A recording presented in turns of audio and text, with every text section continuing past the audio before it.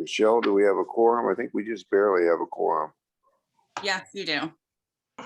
Okay, thank you. You're welcome.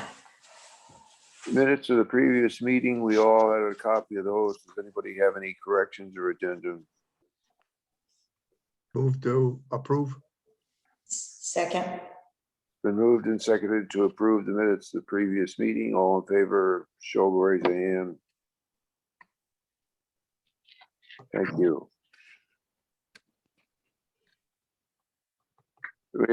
You got your fiscal actions report this morning on an email. And if anybody has any time, or we have a chance now to approve the fiscal actions report pending anyone who wants more time to look at it. Move to approve. Been moved to approve and seconded to approve the minutes of the fiscal action report. All in favor? Opposed? Carried. Thank you. The first item on the agenda, Kenny, is something that's well deserved. Unfortunately, he's not here to receive it, but the Lake George Park Commission wishes to recognize the great contribution that Mayor Bob Blaze has made to Lake George. I don't think it's anybody's question as to whether or not he's one of the biggest contributors to the success of Lake George Village and the lake in itself. And the Park Commission has decided to recognize his achievements and his willingness to serve the Lake George community. And with that, I would ask Ken Parker to read the resolution. Thank you, Mr. Chairman. I read it with great pleasure and respect. This is a resolution acknowledging the 50-year tenure and achievements of Robert M. Blaze, Mayor of the Village of Lake George, April 27th, 2021. Whereas Robert Blaze has served continuously as Mayor of Lake George since April of 1971, and whereas Mayor Blaze is now the longest serving acting mayor in the United States with 50, I think that should be active mayor in the United States with 50 years of service and counting. And whereas the mayor's service to Lake George has gone far beyond his work in the village, becoming a regional leader and a champion for Lake George itself. And whereas his accomplishments in protecting Lake George are substantial, including securing millions of dollars to replace the village's aging wastewater treatment plant, coordinating the largest stormwater management project in the region with the Westbrook Conservation Initiative, being a key leader in the creation of the Commission's invasive species prevention program, supporting the Commission's Marine Patrol with an annual $5,000 donation to the program, being a founding member of the Lake George Watershed Coalition, which brought in millions of dollars in New York State Department of State grants for the Lake George region over the past 2 decades, and much, much more. And whereas these substantial contributions to the public good and environment are unparalleled in the Lake George region, and the Lake George Park Commission finds it important to acknowledge the achievements of notable champions for Lake George. Now, therefore, be it resolved that the Commission commends and applauds the tremendous achievements of Robert M. Blaze in his ongoing tenure and efforts as Mayor of Lake George and visionary leader of the Lake George region. And further resolved that the Commission thanks Mayor Blaze for his ongoing commitment to the protection of Lake George, the safety of its many users, and his significant efforts to make our region one of the premier regions to live, work, and visit in the United States. And that is signed by Bruce as chairman and Dave as exec director. Thank you very much. Second. Okay, it's been moved and seconded for this well-deserved recognition for Mayor Blaze. All in favor? Aye. And it's unanimous. Next on the agenda, I ask you to introduce him, Dave, is the presentation on the Eurasian water milfoil. Yeah, is Lee Walrath on, Justin? I'm not seeing his. There he is. He's here. Excellent. Good morning. Morning, Lee. Lee Walrath is with the Adirondack Park Agency, and Lee is responsible for the aquatic herbicide program, and really the lakes management program throughout the Adirondack Park. Lee has been invaluable in helping us with our milfoil issues here on Lake George, both from a permitting standpoint and in just general management knowledge. He's extremely knowledgeable in lake management. Lee has been the person kind of overseeing a recent treatment up in Minerva Lake of a new herbicide called Bracellacor, and we're thrilled to have Lee with us today and tell us about that project. Can you see me and hear me okay? Well, we can hear you, but we don't see you. So let me see if I can get my screen shared here. There's a button on the bottom that says start video, Lee. Yep. How is that? There we go. There you go. Your screen. I'm going to turn my camera off. I don't know if you see that, but I sometimes have connectivity issues at home. And so you don't get to see me, you just get to see my slides. So good morning, everyone. Thank you for the opportunity to speak with you today. I'm going to talk for just a little bit about Eurasian water milfoil at Minerva Lake and the permitting, the treatment, and the post-treatment results of treating that lake with a product called Bracellacor that was undertaken in 2020. Let me see, I'm getting off to a good start. So the project is located westerly of Lake George in the location. Just follow the arrow. It's in Essex County. It's a shallow lake. It's 79 acres in size. The maximum depth is about 16 feet and a mean depth of about 6. It's town owned. The lake bottom of the town is owned by the town, and the town invests heavily in this water body. They have a beach, a playground, pavilions. It basically is the center of the activity in Minerva Lake in the summertime. It's quite a special place. If you haven't been there, it's well worth the drive. The lake, this is a bathymetric map that was done using a product called BioBase. It's a mapping system that automatically records depth using a fish finder. You can see the darker the color, the deeper the lake. So it's extremely shallow in the westerly section. And then it gets deep near the 2 outlets. There's 2 dams that impound the water body. One's an auxiliary spillway and one's a primary. And they're across here and here. Water drains out of both here and here. They connect. You can see my arrow, correct? Yes. They connect at about this point and then continue. This is called Jones Brook. It's an impoundment where Jones Brook's inlet is over in this area here to the west. So prior to impoundment, the stream came through and then exited down in the southeast corner. Like Lake George, Minerva has a long history of doing management for Eurasian water milfoil.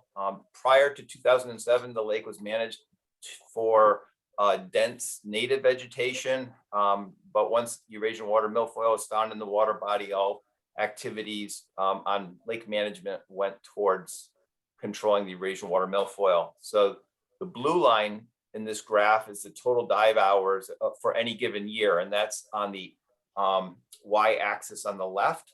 So you can see in 2007 they began activity. In 2008, you can see they were really aggressive. They had over 900 dive hours, and they brought the population way down to in 2011 when they were told by their lake managers that they could take time off from management for a while because they had brought the population down so much.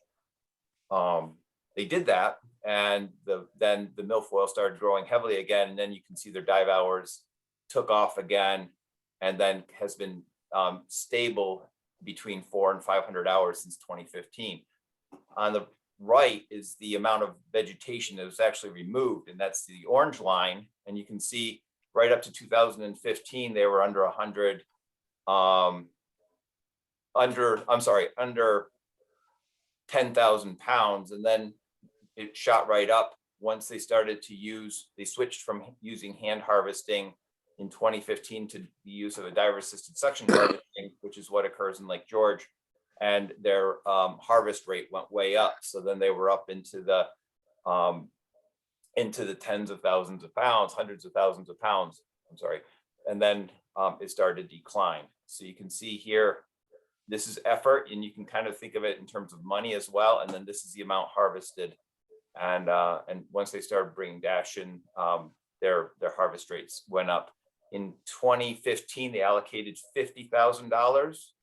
In 2016, they allocated $75,000. Now, keep in mind that this is a very large amount of money for a 79-acre water body. So they came to us, and we began a pre-application process with them in July of 2019. That was a joint pre-application process with the Department of Environmental Conservation out of Warrensburg. In February of 2020, we received the application materials. That included application materials that were submitted to the DEC. In May 2020, our agency's board approved the project with conditions. And on June 5th, the treatment was undertaken over the course of 2 hours. And then throughout 2020, they did post-treatment monitoring, and we received a report by December 1st of last year. So the permitting for us required the applicant, who is the town, to provide a completed copy of the DEC application. So that's not the application that the DEC reviewed and deemed complete. That was just the submission to the DEC for their review. So we did a coordinated review. They were required to undertake a detailed plant survey. Site visits were needed. As part of the application, there was an assessment of downstream impacts. And as part of the permitting, we required post-treatment assessment plans to be developed, and then they were approved as part of the permitting, and that's part of the post-treatment assessment in 2020. So how bad was the problem that resulted in their desire to do herbicide treatments? So here is the August 2019 plant survey for Minerva Lake that was developed as part of the permit application. And what we have here is I'm going to show you these little yellow dots are the locations where Eurasian water milfoil was not found at a specific spot in the lake. And then any location with a bigger dot is a location where the milfoil was found. So this chart here that shows the 4 rakes, you can see vegetation hanging off the rake. And that is a guide for how abundant the Eurasian water milfoil was at any given location. This isn't the abundance of all of the vegetation at each site. It's the abundance of only Eurasian water milfoil. So what you can see is under trace, this I don't know if it shows up as a green or a grayish color on your screen. You can see there's places that's trace scattered throughout the water body, but primarily they had sparse and moderate vegetation throughout the lake, mostly sparse. And then they had only one location where the vegetation was deemed to be dense. The take home here is Eurasian water milfoil is spread throughout the entire water body, except for in the deeper sections. And this is with very aggressive management activity on behalf of using diver-assisted suction harvesting. And this is, just to back up a little bit, and you think about when they pulled the vegetation down to the point that their managers indicated that they could take a year off. When you have this kind of distribution, even if you got the numbers down to extremely low levels all throughout the water body, it just can grow. As I know you're aware, in Lake George, it can just bounce back very aggressively.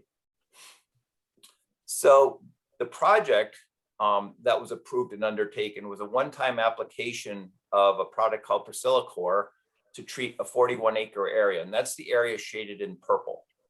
So they treated all of the westerly side. They left out areas that were very shallow by the inlets, and then they left out an area in the center here that wasn't identified as having Eurasian water milfoil in the rake toss survey. The fact that it was within the treatment area just meant that the product went into that area anyway and provided relief if there was something in there around the island and then along the southerly shoreline. That ended up being 41 acres of the 79 acres. It took 8.73 gallons of product to treat that 41 acres. at an application rate of no more than 3.82 parts per billion. For in-water applications, the label allows for a single application of up to 48 parts per billion with a limit of 3 applications per year. So we were down at 4 parts per billion for this project versus 48, which is what the label allows. And the permit allowed 1 treatment versus the maximum allowable of 3. So Eurasian water milfoil, this is from the 2019 application. Eurasian water milfoil susceptibility to Priscillochlor was identified as high. In 2011, in the Darren Freshwater Institute undertook a survey of Minerva Lake, and they found Eurasian water milfoil at 3 locations. The locations, the survey in 2011 didn't use the same survey sites as in 2019 or 2020. And it used fewer sites. So it's kind of hard to look at the percentage or the number of sites or the distribution when trying to compare 2011 to 2019 or 2020. So I just do a broad brush stroke assessment of the 2011 information, but the real details are the distribution between 2019, which is the pre-treatment plant survey that was submitted as part of the application, and the 2020 survey, which was a repeat of the 2019 survey in the same locations. So what we found is in 2019, there was 55% of the sites had Eurasian water milfoil, and in 2020, Eurasian water milfoil was not found in any survey location, whether it was throughout the lake, and that includes the areas in this region by like site 36, 21, 2018, where Eurasian water milfoil was found prior to the survey. That was cleared out, we believe, by the Priscillochlor product as well. 10 weeks after treatment, 14 weeks after treatment on September 10th, an informal survey was conducted, and stems of Eurasian water milfoil were found in this location and this location here, circled in red.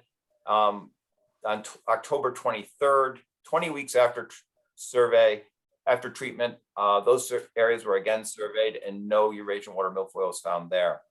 We don't know what's going on in 2021.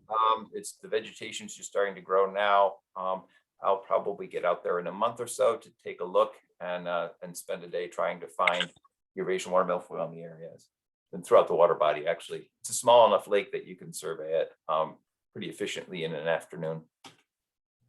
So what is Priscillochlor? It's an auxin mimic, and auxin is a plant growth hormone. So the chemical causes the plant to basically grow in a disorderly function or manner, and that eliminates the ability of the cells in the plant to function as a unit or as an entire plant.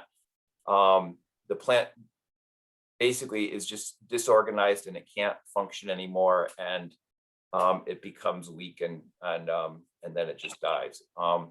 The symptoms or the effects of the product are displayed within hours, and death and decomposition within a few weeks. The herbicide is applied while the plants are growing.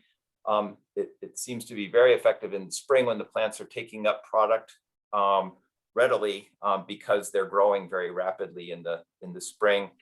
The timing issue is to, as we see it, is to get the product onto the plant while it's growing aggressively. While it's all growing aggressively, that is, all the plants have come up out of the sediment for the summer, but before all of the other native vegetation starts growing. Eurasian water milfoil does start growing earlier than most plants, and so there's a window of opportunity where you try to line up good weather with aggressive plant growth of Eurasian water milfoil when there is little other native vegetation that might be susceptible growing at the time. The product was approved by the EPA in 2018 under a reduced risk herbicide approval process. That's basically a fast track process that the EPA has developed when products are determined to be less harmful to humans, birds, fish, and/or plants, and have lower potential for groundwater contamination and require lower application rates. In 2019, the DEC, in coordination with a review undertaken by the Department of Health, approved the product for use in New York State. Aquatic herbicides are approved at the federal level, but then each state has an opportunity to determine whether or not the product is suitable for use in its own state. And so there's this kind of a two-step approval process for New York State. So Priscilla's core, when it breaks down, the research shows that it breaks down under aerobic or oxygenated conditions in 4 to 6 days. In anaerobic conditions, it can break down in 2 days, and that's in the water. And then under sediment, the aerobic is in 8 days and anaerobic is in 3 days. From the New York State Department of Health and DEC decision document, I took this statement down here below, that the major metabolites, that is the breakdown products, are not expected to persist in the environment at typical application rates. Spot and partial treatment design may further reduce likelihood of accumulation at high levels in sediment and soil. What that doesn't say there, but it also does say elsewhere, is that reducing the concentration and the number of applications affects accumulation as well. The park agency or herbicide applications in the park, we have a pretty good record. Lake Luzerne did a renovate treatment in 2009 or 2010. They have not come back for another treatment. That was a single treatment. And Loon Lake in Chestertown, there was a single treatment in 2013 and no subsequent treatment as well there. So we don't see in the park instances where individuals look to do an herbicide treatment only to turn around 5 years later or 4 years later or 3 years later to ask for another herbicide application. So here's the toxicity. This is part of the, you can see why when looking at this, the EPA's decision for approving under the reduced risk approval.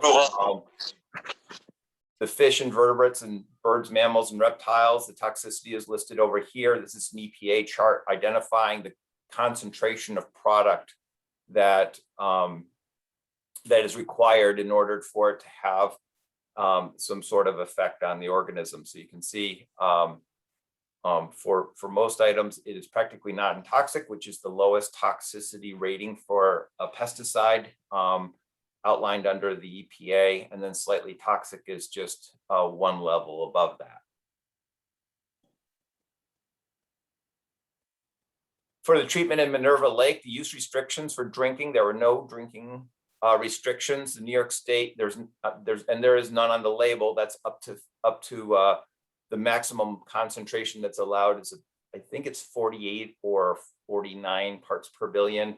New York State Department of Health has a 50 part per billion limit on the classification of the pesticide, which is an unspecified organic contaminant. As I said before, the treatment was less than 4 parts per billion. So they're well under what the DOH drinking restriction is. For swimming and contact recreation, there is none. For fishing, there are none. And then for irrigation, the restriction is for agriculture less than 1 part per billion. Treatment concentration was predicted to be 1.3 part per billion at the outlet, and no affected properties were identified as part of the review process for Minerva Lake. This graph shows what we did as part of the treatment. We required, and the DEC required, the applicant's consultant to monitor the concentration of Priscillacor at the locations shown in the inset map. So here's Minerva Lake with the shading here showing where the treatment occurred. Treatment location, or sample locations 2 and 3 were within the treatment area. Sample location 1 was just below the confluence of both of those dams to capture well mixed water, because water coming over this side could have a different concentration than one going over this side of the dam. And then we had a sample taken at site 4, which was down in a location where a person did have a greenhouse. And early in the permitting process, there was a concern that they might be taking water off the stream. So we set up, there was a site 4 was established as the review went on. We found that the nursery was actually taking water from a pound, an impoundment, a small pond that wasn't directly connected to the stream. But we left site 4 in, and then site 5 was on the stream. I can't remember the name of this. This is either Minerva Stream or Trout Brook. It might be. I can't recall. But that was just below the confluence of this stream flowing into a more major stream. So the graph, if you take a look at these lines, identify the color identifies the location. So you can see sites 2 and 3 had maximum herbicide concentrations at any time, no greater than 3 parts per billion at site 2. And at site 3, it was 2.1.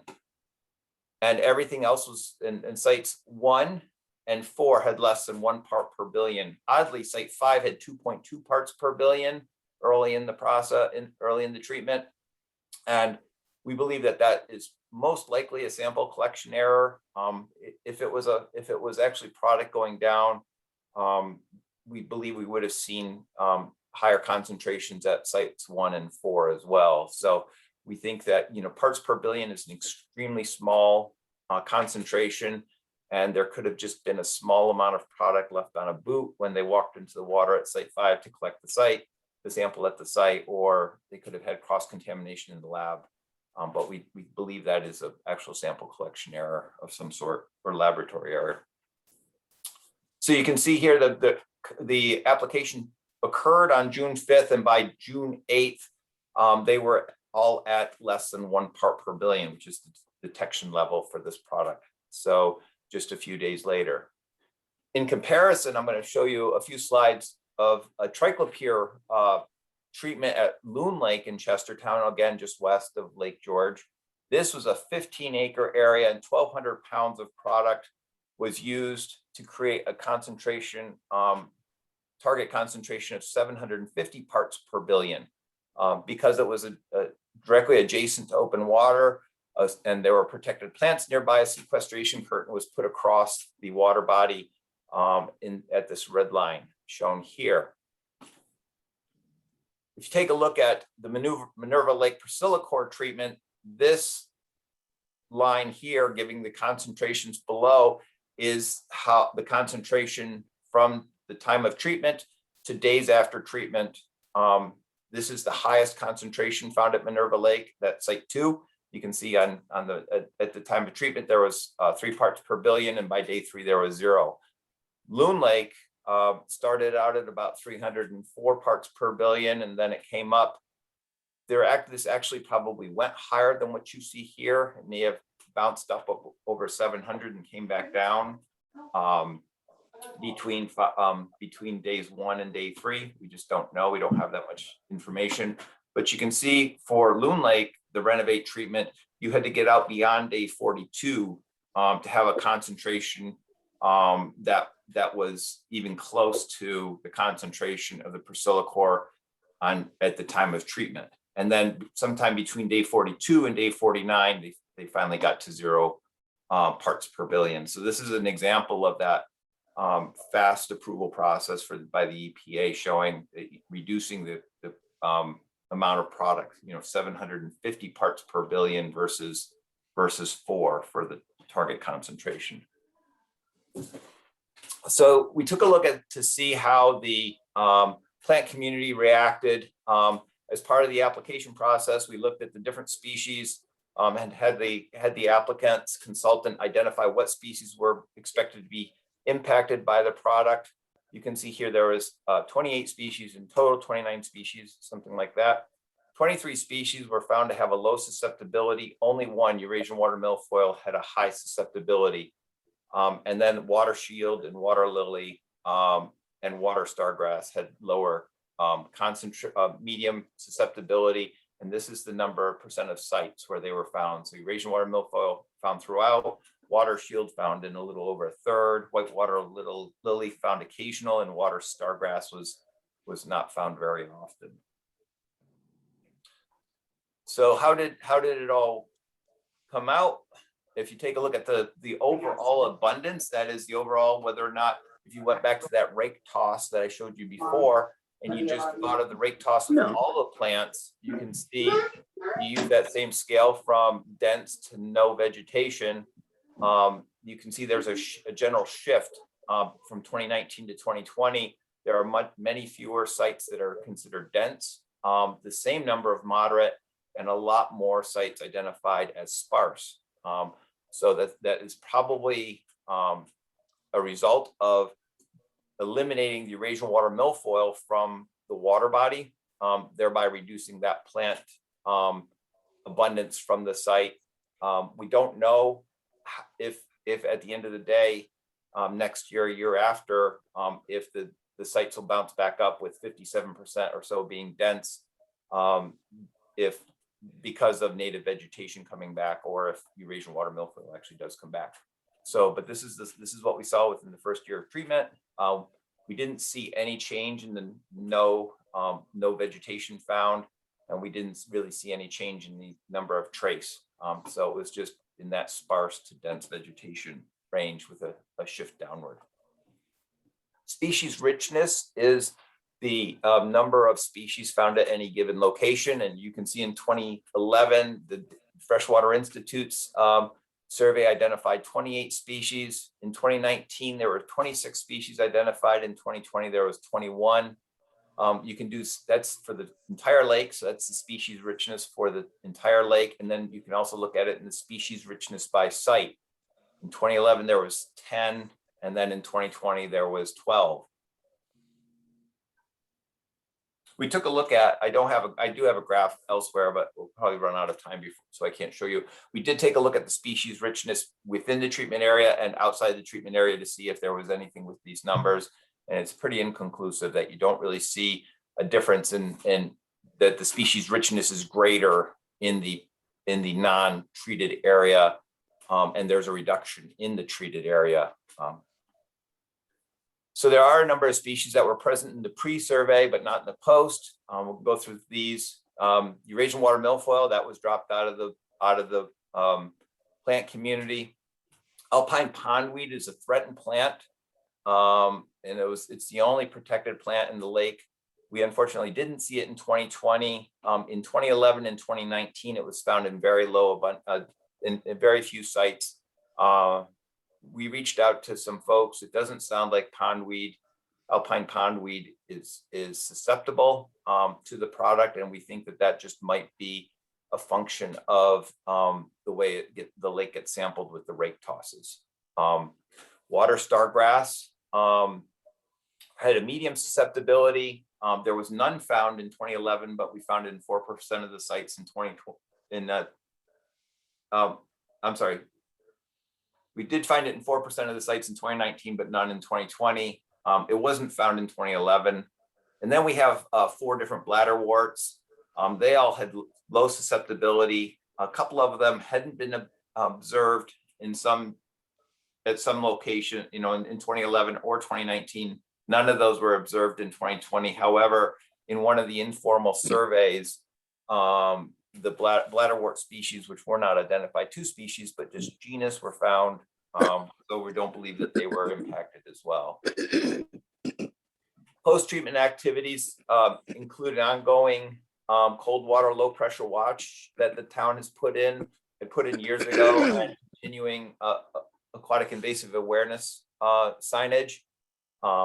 2020's budget was $50,000 in total. The herbicide treatment was $27,000, and they allocated up to $23,000 for additional management using diver-assisted suction harvesting if needed. Minerva Lake is very aggressive at managing the invasive species on this lake. They, just a few years ago, constructed their own diver-assisted suction harvesting boat. It was one of the things that we look at in permitting is that the Lake Association or the applicant or permittee is prepared to not just do a treatment and walk away, that they're ready to go with additional control measures the year of treatment. and that they're not just relying on an herbicide and walking away. So, and then beyond 2020, the town's going to follow up using the diver assisted suction harvesting, and we plan to do a site visit to monitor the results. So the conclusions that we have so far is the Eurasian water milfoil was cleared out of the entire water body.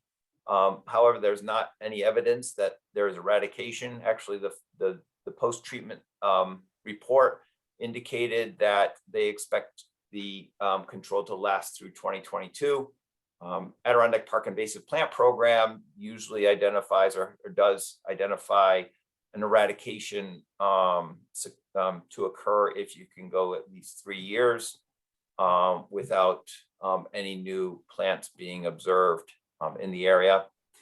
We determined that the treatment did occur as proposed and permitted, and the herbicide concentrations in the lake declined as predicted.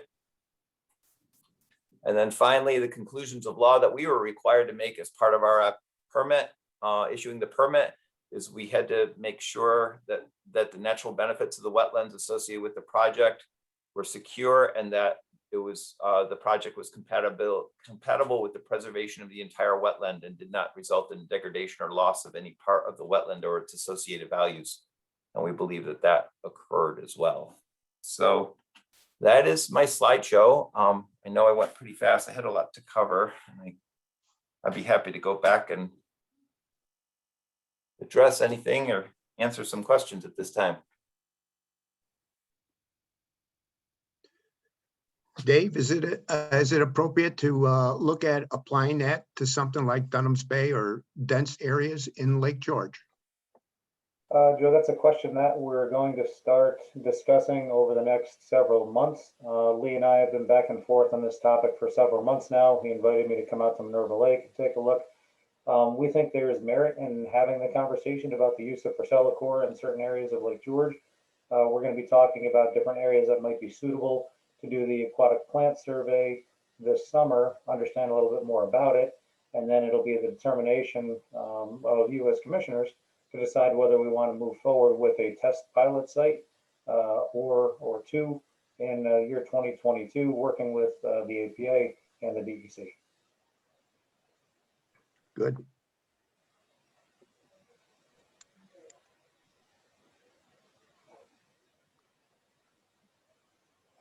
Is there any place, any water body that's used for drinking that use this? Or, well, let me ask the question differently. How long has this product been around? The product was approved for use by the EPA in 2019 and approved for use in 2020 in New York State. Prior to 2019, the product was used experimentally as part of the approval process in New Hampshire.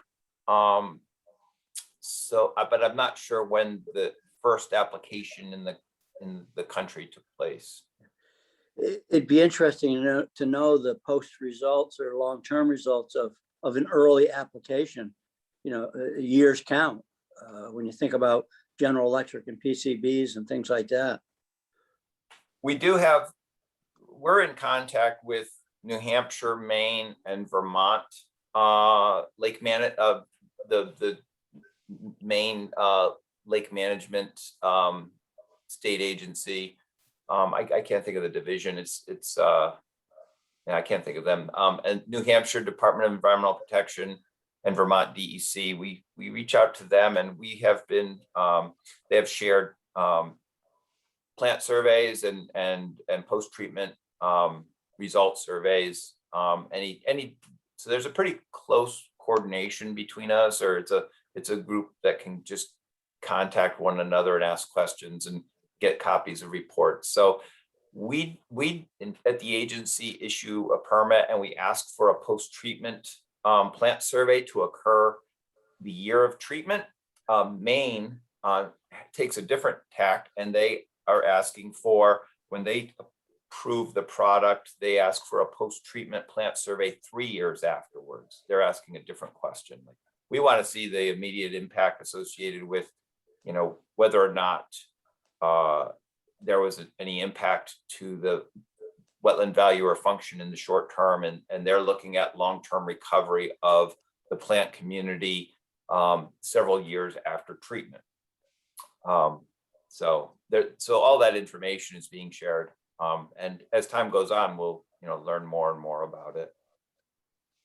Do you know of any other lakes outside of the Adirondacks that are using it in New York State? Snyder's Lake, which is in Rensselaer County, just a little southeast of Albany, used it. I had a tour of that water body prior to this application coming in. I got a tour of that water body in 2019. I believe it was used in Lake St. Catherine in Vermont, directly adjacent. And I'm not sure where else in New York State, but it is starting to be used.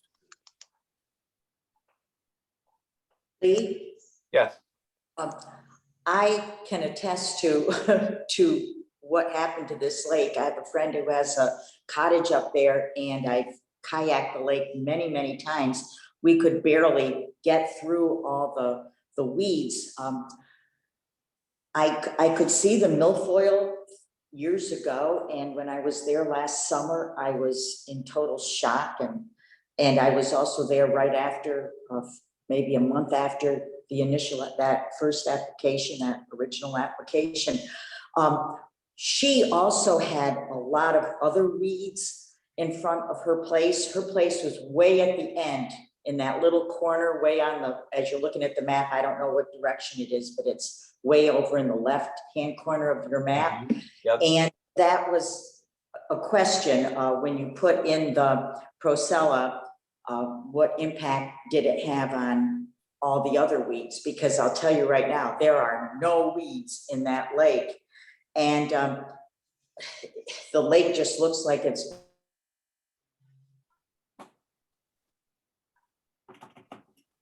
I'm sorry, the audio just dumped on me. Are you still there? Especially the loons. Mercury in the environment. And I'm sure, I see that the Procella has a very fast or very short half-life. And of course, we never can get rid of everything. It always, goes by a half, by a half, by a half. It disintegrates, and it's always going to be there. But I'm just wondering if the waterfowl, if you've used it enough, if it's been employed long enough so we can really find a long-term effect that it would have on our waterfowl like the loons. That's my concern. I'm trying to find the species. I don't see. No, I didn't see any species specifically there. No. No, the report that we get is like 90 pages long, and I pulled out specifics. I didn't include in the slideshow, but we did take a look at the pre versus post overall densities. It is right here. So this is post treatment overall.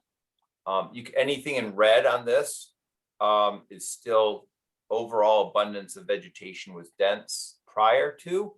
Yeah, that's where she is, on the right left, way up in that corner. in this right corner there. here. Yeah.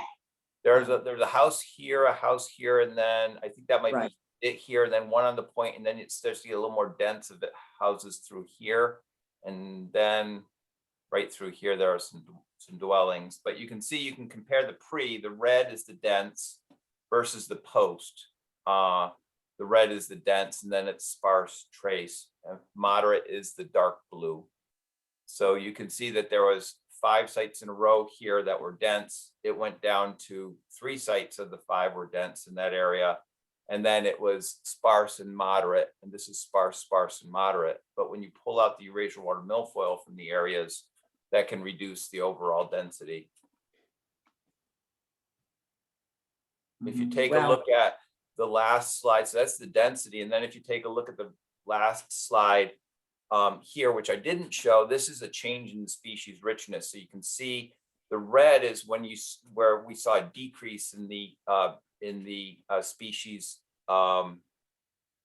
richness, the number of species in any site, in any given site. So you can see here, this site had a reduction in the total number of species. directly adjacent to it, there was an increase in the total number of species. And then Yeah. around here, there was no change in the number of species. And when you take a look at that, you can see there was a reduction in the number of species. This is taking into consideration Eurasian water milfoil, kind of taking Eurasian out of the picture. So there are 4 sites in this location that had a reduction in species, 3 didn't change, and then 1 increased. When you take a look at the numbers within the treatment area versus outside the treatment area, you can see that overall, there was no change within the treatment area versus outside the treatment area for the percentage of sites that decreased species richness. Within versus outside, there was, within the treatment area, there was a little bit more no change. And then the green, or an increase, there was a little bit more increase outside the treatment area. Now, whether or not these are statistical, we just don't know. There's only 1 rake toss performed at each location. But that's kind of how it's playing out here, that the take home for me here is that there was essentially no difference in the decrease in the number of species within the treatment area versus outside. And the abundance is just, at the end of the day, we removed a plant from the community. And I think that for me, I'm not advocating for this product anywhere. Like, this is just what I see. And I don't know if this is an appropriate product for Lake George. I haven't seen an application, or just what the details of an application or what the environmental constraints might be at any given location. But what I see here is that you removed a plant that was a dominant plant in the community from the lake. And at the end of the day, the other plants are going to be fighting it out for who's going to be on top and who's going to be most abundant. And, how does that change the plant community? And I think that I look at it from the perspective of the level of success is removing an invasive species from the community. If that invasive species is causing ecological or social or economic harm, and then having a native plant community that is just truly native, and it is what it is, whether it's dense or not dense, as long as it's a native plant community, that I consider myself as to be a success. Good point. And one last question. Are you going to continue and follow through again this summer with with the studies to, to add to your data here? The only thing we're going to do is we'll be doing informal survey this summer. There is no regulatory requirement in our permit for them to conduct any additional surveys and to do any additional reporting. Okay, thanks. That was very, very, very interesting. Lee, I've got a question from a member of the public. It's actually 2 questions. The first is, how long after treatment should the public wait for like swimming or recreating, and also drinking water from a treated water body? Percelicor doesn't have any restrictions on that. So there is no restriction on swimming, and there is no restriction on drinking, provided it's the product is used in accordance with the label. Okay, thank you. And then the second question is, Percelicor obviously kills milfoil, and as those plants remain and decompose, does that then increase nutrient loading? So that is one of the benefits of doing an early season treatment. What we're trying to do is we're trying to capture the Eurasian water milfoil plant community while it's coming out of the sediment and growing aggressively, and not during the middle of the summer or the height of the vegetative growing season, when the plant might be 6 feet long and you're killing a plant. The 6 foot long plant is at one point in time early in the season is only a foot or 18 inches tall or 2 feet tall. If you can kill it when it's low in abundance and in density, you have less material that breaks down and can consume oxygen. So, and then also in the spring, before the lake really sets up with thermocline, even though this is shallow areas, you shouldn't have that issue. If you catch it in the spring, the lake should have more oxygen to accommodate that.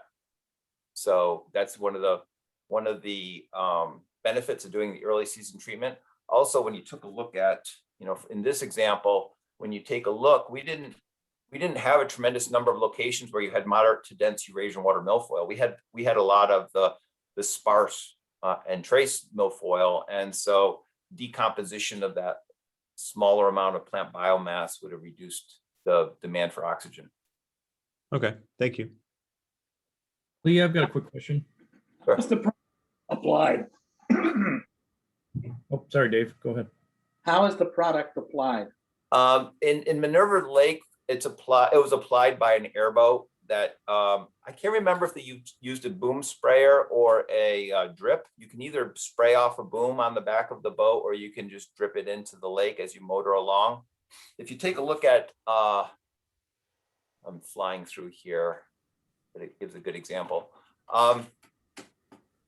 I rented this slide here. You see these lines inside this graph. That's the navigation chart path that the boat that applied the pesticide navigated during treatment.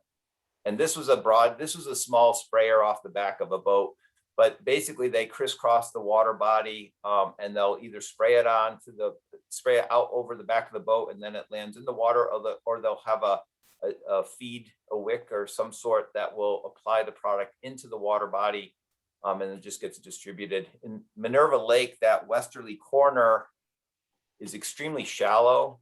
Right here, this whole westerly area is very shallow. We've put a power boat in here before, and even a small 14-foot boat with a 9-horsepower engine stirs up a lot of sediment. So they ended up bringing up an airboat in, so that they weren't resuspending sediments during the application.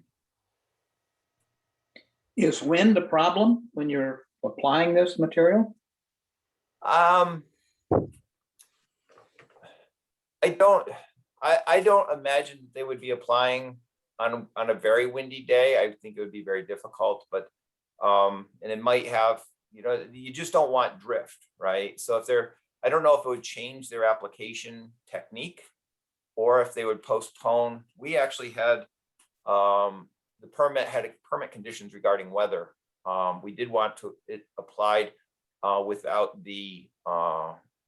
before a threat of rain or anything, or immediately after a rain. Jones Brook is right here. This is one of the biggest areas where the milfoil problem has been a problem for such a long time, and it's very difficult for them to get control of the situation in this region, and this is where they actually spend most of their time and money. Jones Brook comes in here, and the brook is a major percentage of the watershed. So if it rains, that's the major influx of water, and we were concerned about dilution effects and lack of efficacy of the product in this area.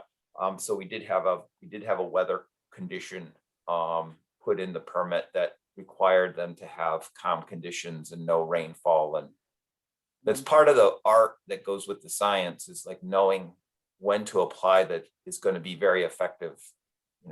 The timing of the weather and the plant growth is, as well as trying to fit that in with scheduling. They're trying to do a lot of these lakes at a certain time of year. So just, it's an art form in part, I guess. Thank you.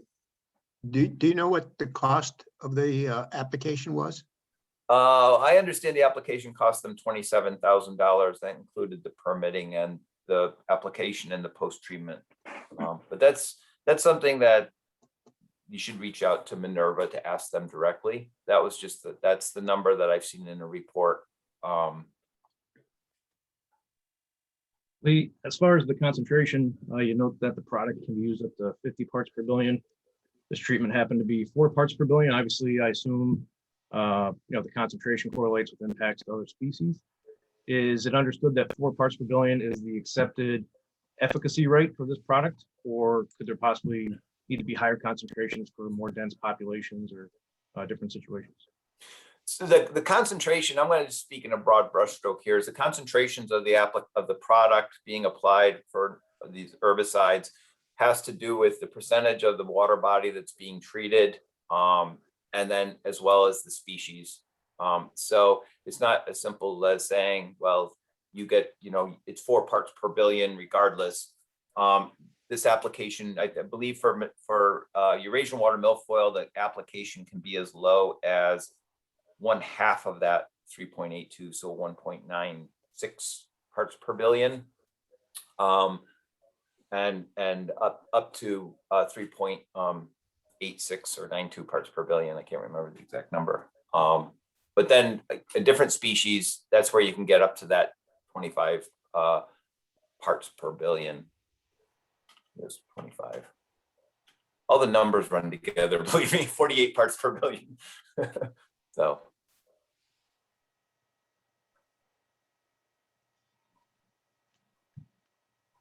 Thank you.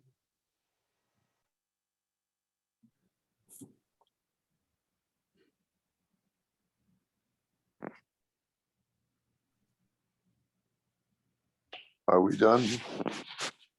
Yep.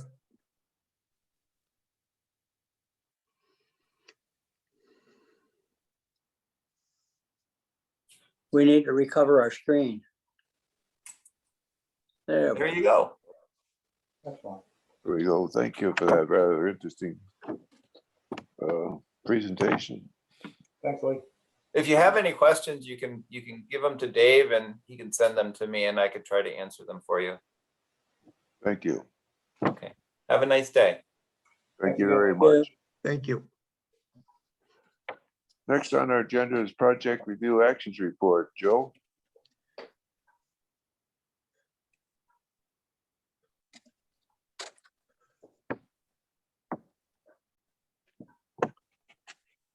You with me, Joe? Yeah. I was waiting for Joe Thowen to give us a summary. I can read the resolution. I just want to do the Project Review Actions Report resolution first. Okay. Resolution 2021-22, accept the Project Review Actions Report. Whereas the commission has received and reviewed the Project Review Actions Report prepared by staff and dated 4/20/2021. And whereas the Project Review Committee recommends acceptance of the Project Review Actions Report, now therefore be resolved that the commission directs that the Project Review Actions Report be incorporated in the minutes of the full commission meeting. So moved. It's been moved and seconded to approve the Project Review Actions Report. All in favor? Opposed? Carried. The first project and the only project on the agenda today is the marina permit application by Yankee Point Marina, I believe it is.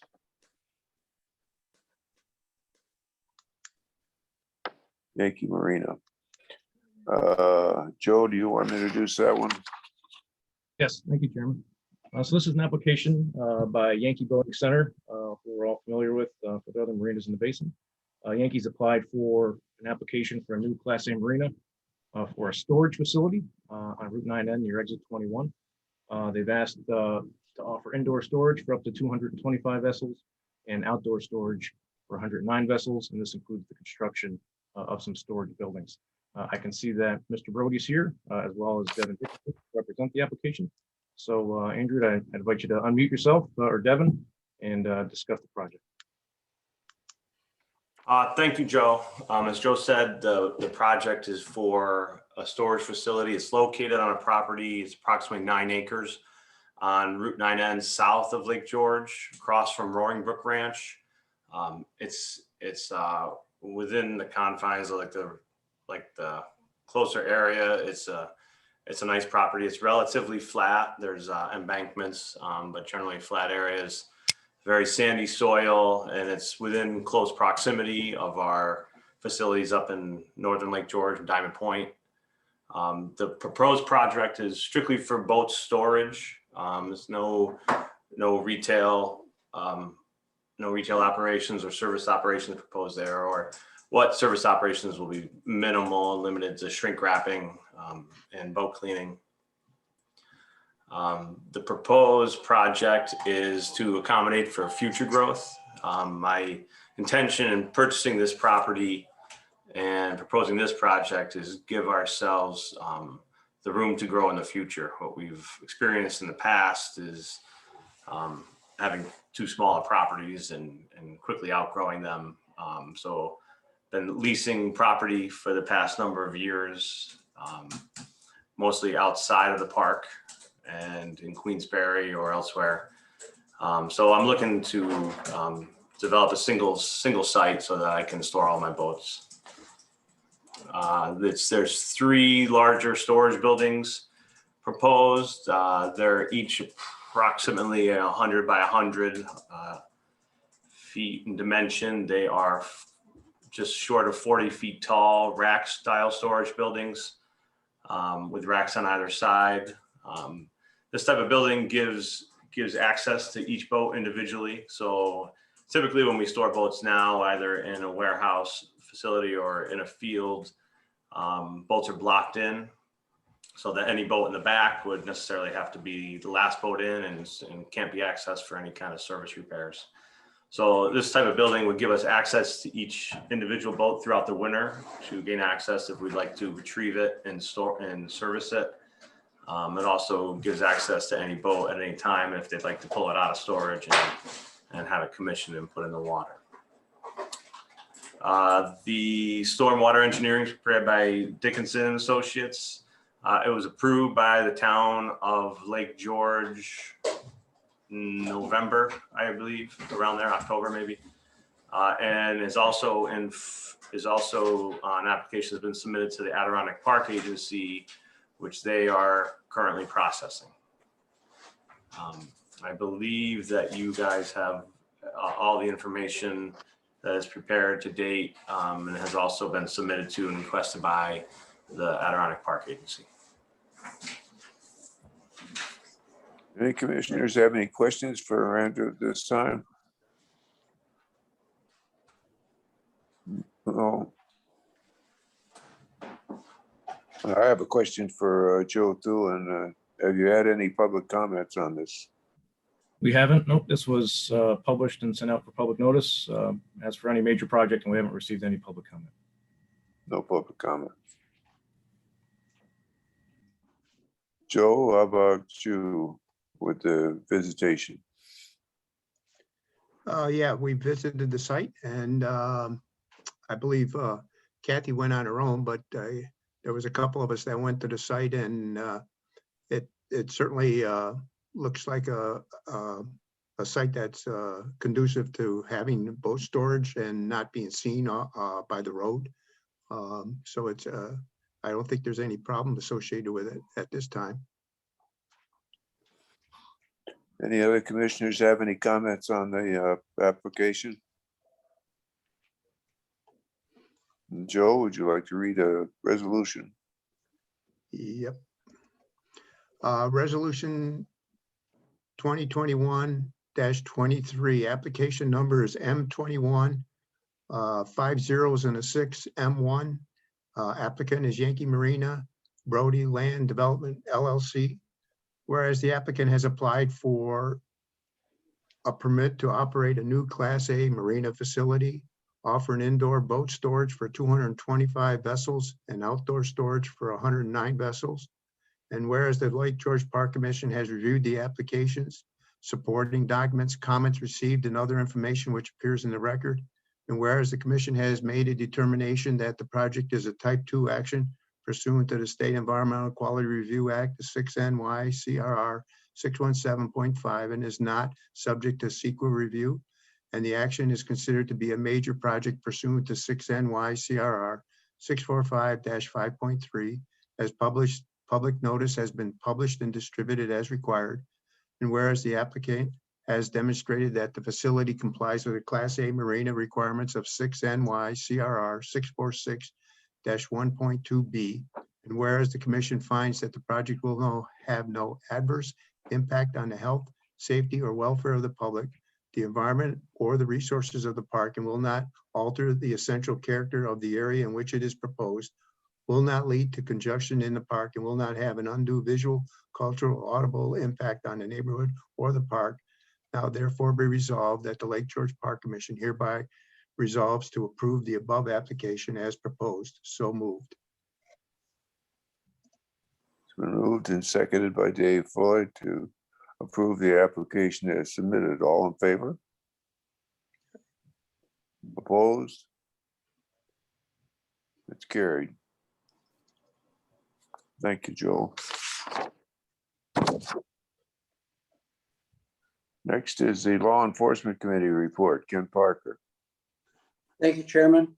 The Law Enforcement Committee met at 9:30 this morning. Lieutenant Johns gave us a comprehensive report about boat patrol launching, and we currently have 3 boats in the water. We are working on getting our patrol officers up to schedule, and the Marine and Law Enforcement schools have begun this week. They'll continue through May 14th. So if you're on the beach road at any time, you're going to think there's a lot of police boat activity, and that's what it has to do with. Plus, the patrol has been asked to assist at an air show out in the western part of the state. And so our Marine Patrol members will be taking a couple of boats or PWCs to give assistance to that worthy venture. And then we also went into executive session to discuss a recent Article 78 activity. I have 2 resolutions to read. Number 1 is Resolution 2021-24, whereas the Law Enforcement Committee met via teleconference April 27th, 2021 to review matters pertaining to the Lake George Park Commission's Marine Patrol and the Commission's law enforcement program, and whereas active law enforcement cases and their status were reviewed in executive session, and whereas the Law Enforcement Committee has reported on the results of that committee meeting at this full commission meeting, and whereas the Law Enforcement Committee recommends acceptance of this month's law enforcement report, now therefore be it resolved that the commission accepts the report of the Law Enforcement Committee, and I move that. It's been moved and seconded to approve the law enforcement resolution. All in favor? Opposed? Carried. And Resolution 2021-25, which concerns the purchase of portable radios. If you'll all recall, we upgraded our radio system because we had to last month, and purchasing these portable radios will complete that upgrade. Whereas the Lake George Park Commission maintains 8-vessel Marine Patrol force charged with ensuring the safety of the public as they use the waters of Lake George, and whereas each officer needs to be equipped with a multi-channel law enforcement portable radio, which enables officers to communicate with each other and the Warren County Sheriff's dispatcher when away from the boat on calls, and whereas adequate radio communication is imperative for officers and public safety, and whereas the Warren County Sheriff's Department is upgrading their radio communications to digital radio signals, making it impossible for the Lake George Park Commission and Marine Patrol to communicate with other agencies without upgrading the current analog radios purchased in 2008. Now therefore be it resolved that the commission hereby allocates funds in an amount not to exceed $20,000 for the purchase of 10 multi-channel law enforcement portable radios, and further resolves that the executive director is authorized to execute a purchase order for the mobile radios consistent with the findings and requirements of the state finance law and Office of Standards and Purchase of the Office of General Services Procurement Guidelines, and I so move that. And seconded by John McDonald. All in favor of the purchase, authorizing the purchase? Opposed? Carried. Thank you, Tim. You're welcome. Now we come to the public comments portion. Justin, you'll have to monitor that if we have any public comments. Sure. All right. I see we have a few members of the public in attendance. Would anyone wish to make a comment? If so, please unmute yourself and feel free to speak.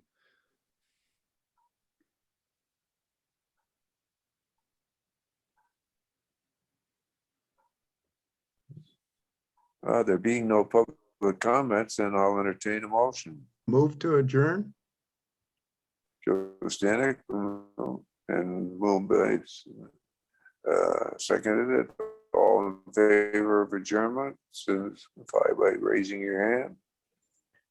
We are adjourned. Thank you. Hi, everybody. Thank you. Have a good day. Time for virtual lunch.